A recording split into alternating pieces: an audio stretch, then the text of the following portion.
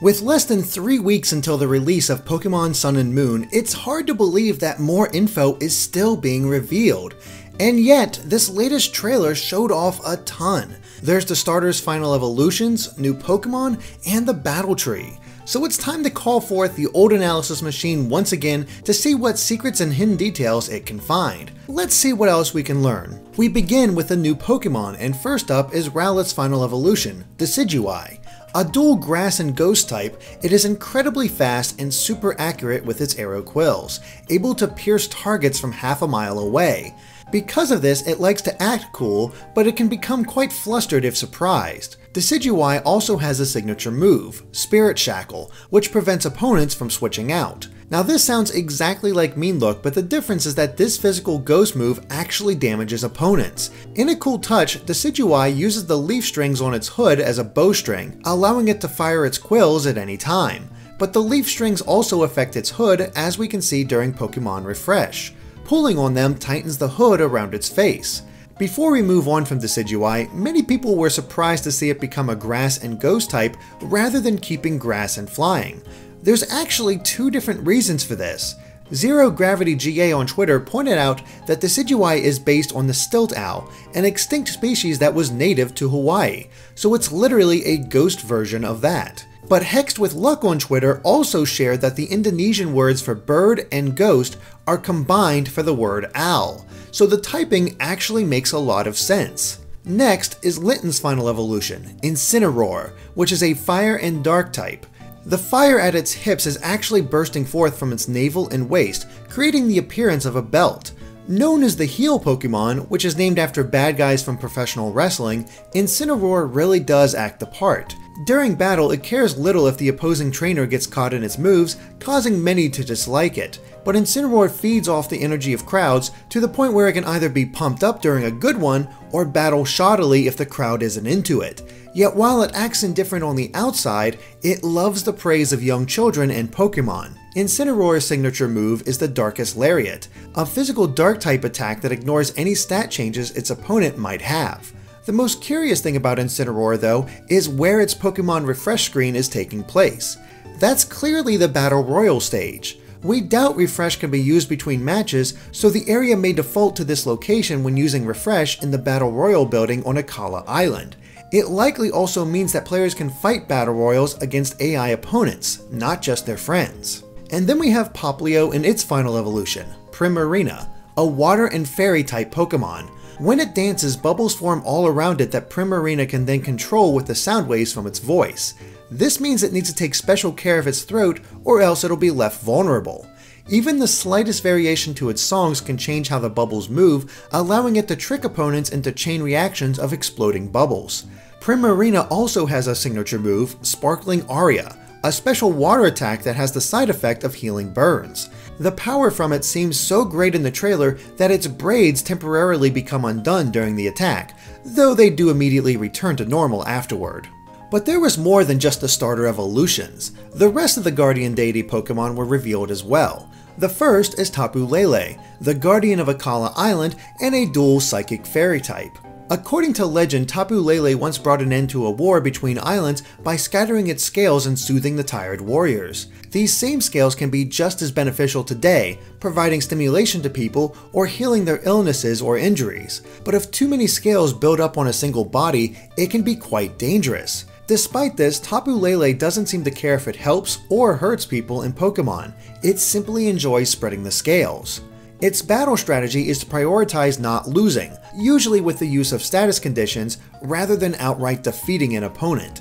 However, like Tapu Koko and the other Guardians, it has Nature's Madness, which halves the target's HP. Tapu Lele's ability is Psychic Surge, which causes psychic terrain when it's in battle. This will boost psychic moves and prevent priority attacks from hitting. When Tapu Lele's shell is closed, which we see in the Japanese trailer, it resembles a butterfly. Next is Taboo Bulu, the guardian of Ula Ula Island. Being a grass and fairy type, it has the power to manipulate vegetation and make it grow. Taboo Bulu uses this power on its own wooden horns, enlarging them or changing the shape. Nonetheless, it's not a very active Pokemon, though people can't decide if it's docile or just lazy. Although Taboo Bulu doesn't enjoy unnecessary fights or frightening Pokemon, it will show no mercy if it considers its opponent an evildoer. Taboo Bulu has the ability Grassy Surge, which causes grassy terrain as it enters battle. This simultaneously boosts grass moves while restoring some HP to them each turn. It also halves the damage of Earthquake, Magnitude, and Bulldoze. Taboo Bulu's design when covered resembles a bull's head, appropriate since Bulu means bull in Hawaiian. The final Guardian is Tapu Fini, who resides on Pony Island. As a side note, it looks as if our prediction on what the final two islands would be called was correct. In any case, Tapu Fini is a water and fairy type that's able to create special water that can purify both the mind and body. But if someone wants this water for themselves, they must prove worthy to Tapu Fini. It decides this by making the person withstand the Tapu's fog. While it's not clear what the fog does in this case, Tapu Fini is able to sense the intentions of those within it, and the presence of evil ones gave it a sense of disgust and disinterest in appearing before humans. Tapu Fini is able to manipulate water in battle and hates to risk getting harmed. Instead, it prefers to create a fog that puts opponents in a trance and destroy themselves. But the closest thing there is to this in Pokemon is the Confuse status. Its ability is Misty Surge, which causes the field to have misty terrain when it's in battle. This halves the damage of dragon moves and prevents it from being afflicted with status conditions. When Tapu Fini is in its shell, it resembles a fish, some of which have suggested a marlin specifically. All three of these Guardians are fought in what looks to be ruins or a temple during the English trailer, but we actually get a clue to what this might be in the Japanese one. It begins with Hala explaining the Guardian Pokemon before the scene shifts to show an entrance to what seems to be a temple, and this entrance in particular is highlighted with pink, likely marking it as Tabu Lele's temple on Akala Island. We're then shown an interior shot showing 4 giant blocks. It's our first clue that there will be a Poké-Ride Pokemon to fill in for the Strength HM, but we don't think this temple is Taboo Lele's. Instead, it seems to belong to Tapu Fini. On the right side there are some markings lined with a purple color, the same color of Tapu Fini and Pony Island. The last thing the trailers show us of the Guardians is their special Z move. It's likely tied to the move Nature's Madness since all 4 of them can learn it. The Z move itself summons a spiritual body for the Guardian to attach to once it's enclosed in its shell. The trainer then gleefully instructs it to smash the opposing Pokemon, although it will only ever damage the opponent for 75% of its remaining health, another likely connection to Nature's Madness.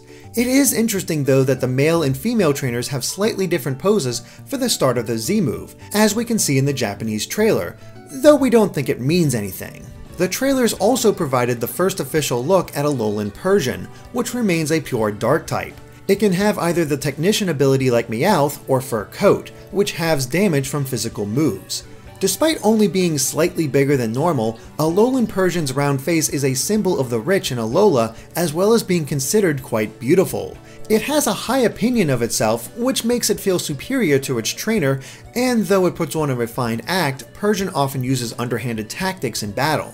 Despite these shortcomings, the people and Pokemon of Alola are often entranced by its shining coat. Finally, we have Cosmog, a pure psychic Pokemon that's only briefly shown in the English trailer. It has the ability Unaware, which causes it to ignore the stat changes of its opponent. The Pokemon website describes Cosmog as so rare that only a few even know about it. For a time, only the Alolan Kings and their heirs had knowledge of it, but now the Ether Foundation is actively researching Cosmog.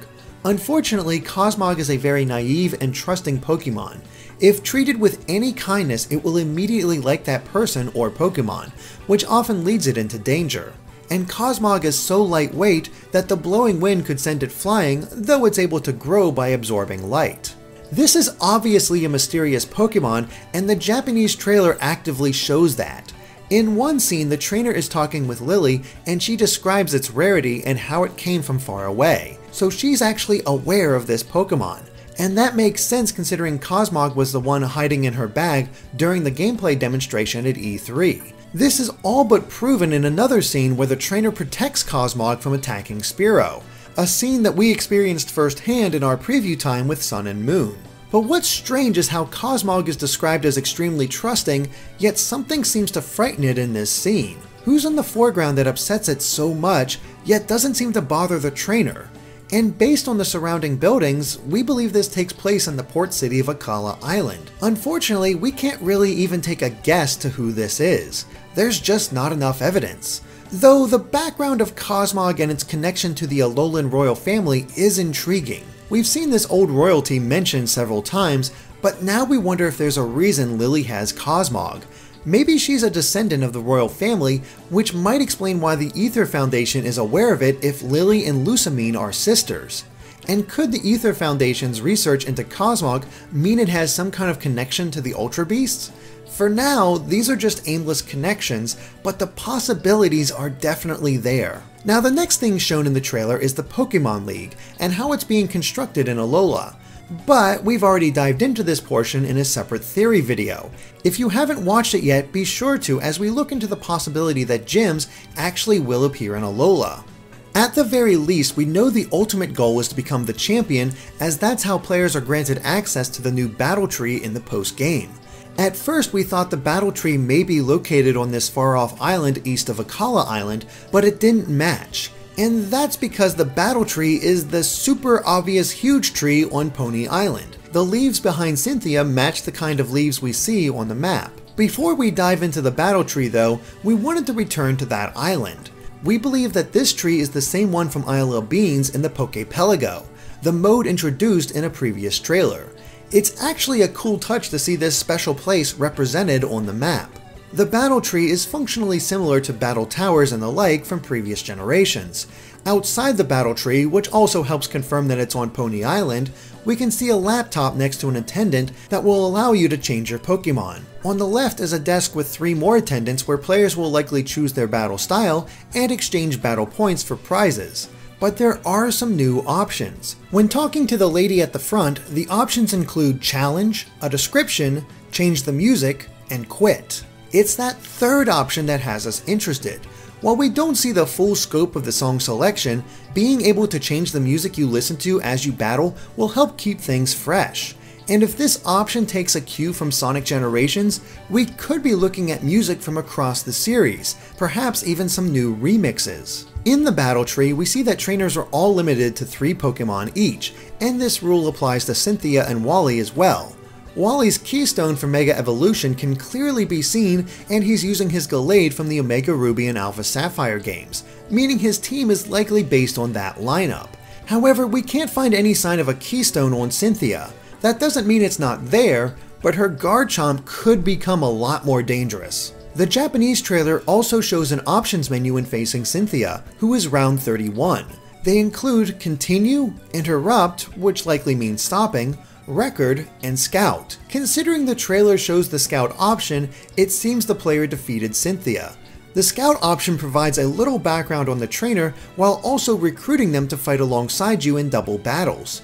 Considering the amount of rounds, it appears that special trainers like Wally and Cynthia will appear after a certain streak. Recruiting these special characters is definitely good motivation to earn a huge streak. But it appears one of the main goals of the battle tree is unlocking the chance to fight either Red or Blue, both redesigned and older since we last saw them. Red even has a 96 on his shirt, a neat reference to the same year Pokemon came out in Japan. Blue actually explains in the Japanese trailer that they were invited to be the new bosses of the battle tree. He then invites you to compete before telling you to choose either of them. We'd assume players would be able to battle the other as well, as we're not quite certain what the conditions are to unlock this opportunity. It's quite clear though that they don't follow the standard rules of the battle tree. Instead of 3 Pokemon, both Red and Blue use 6, meaning it's likely more of a standard battle like the one on Mount Silver in Generation 2. The only Pokemon we see on Blue's team is his signature Alakazam. However, there's no real sign of a Z-Ring or Keystone on him, so he may not use these methods. At least, not on the first challenge, if you're able to take him on again. The only Pokemon on Red's team that we see is Pikachu. This could mean that he still uses his standard team of Venusaur, Charizard, Blastoise, Pikachu, Lapras, and Snorlax, though it's possible they may change it up. Red is wearing a bracelet on his wrist, but there's no sign of a Keystone and it's not shaped like a Z-Ring. Again, he might have one for a rematch, similar to how the Elite Four in Omega Ruby and Alpha Sapphire had Mega Evolutions when challenging them again.